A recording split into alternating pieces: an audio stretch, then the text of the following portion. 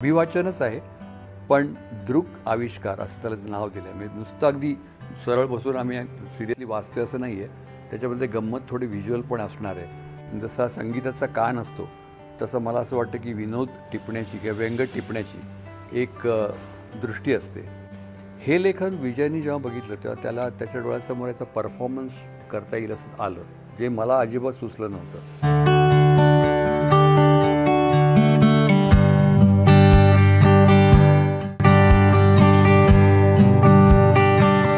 सध्याच्या काळामध्ये थोडंसं आउटडेटेड वाटेल, पण तरीसुद्धा खूप गंमत येईल असं हे पत्रलेखन आहे. पत्रलेखन हल्ली कोणी करत नाही. ईमेल आहे, इंस्टाग्राम आहे, ट्विटर आहे वगैरे.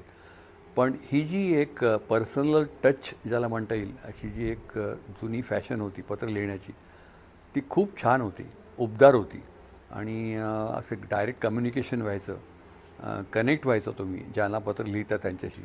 तर ते पुन्हा एकदा तसं तो फॉर्म हाताळावा असं मला वाटलं. आणि ही जी एकमेकांना पत्र लिहिणारी जोडगोळी आहे ती दोघेही विक्षिप्त आणि तरेवाईक म्हातारे म्हणण्यापेक्षा ज्येष्ठ नागरिक आहेत. दोघांच्या वेगळ्या तारा आहेत. त्यातले माधवराव जो विजय करतो आहे तो त्यातल्या त्या सौम्य प्रकृतीचे आणि आजूबाजूला घडणाऱ्या घटनांमुळे भांबावलेले गांगरलेले असे आहेत. भाबडे आहेत थोडेसे. तात्यासाहेब मी जे करतो आहे कॅरेक्टर ते जरा चळवळे आहेत आणि उचापती करणारे उत्साही असे आहेत. तर ते एकमेकांना स्वतःला आलेले अनुभव, आजूबाजूला घडणाऱ्या घटना यांच्याबद्दलचे आपले रिॲक्शन्स, प्रतिक्रिया कळवतात.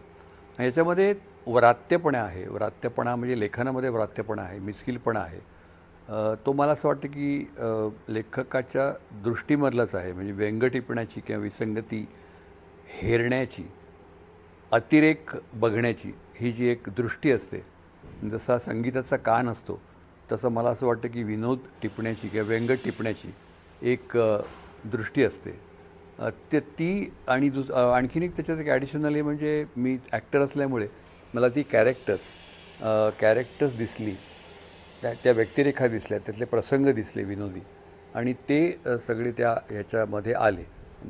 याचा एकदा फॉर्म ठरला की पत्रांचा फॉर्म असावा, तर त्याच्यामध्ये ते बरंच त्याच्यामध्ये थोडक्यात सांगायचं तर ते प्रासंगिक आणि विडंबनात्मक आहे. म्हणजे टॉपिकल आणि सॅटॅरिकल असं आहे. हे लेखन विजयनी जेव्हा बघितलं तेव्हा त्याला त्याच्या डोळ्यासमोर याचा परफॉर्मन्स करता येईल असं आलं, जे मला अजिबात सुचलं नव्हतं. तर विजय म्हणाले की हा परफॉर्मन्स स्टेजवर होऊ शकतो आणि मग त्याच्या डोक्यात ही कल्पना आली आणि तो स्वतः ॲक्टरही उत्तम असल्यामुळे आम्ही दोघांनी त्या व्यक्तिरेखा करायचं असं त्याने ठरवलं.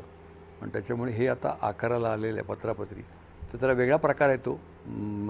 हे अभिवाचनच आहे, पण दृक आविष्कार असं त्याला नाव दिलं आहे. म्हणजे नुसतं अगदी सरळ बसून आम्ही सिरियसली वाचतोय असं नाही आहे.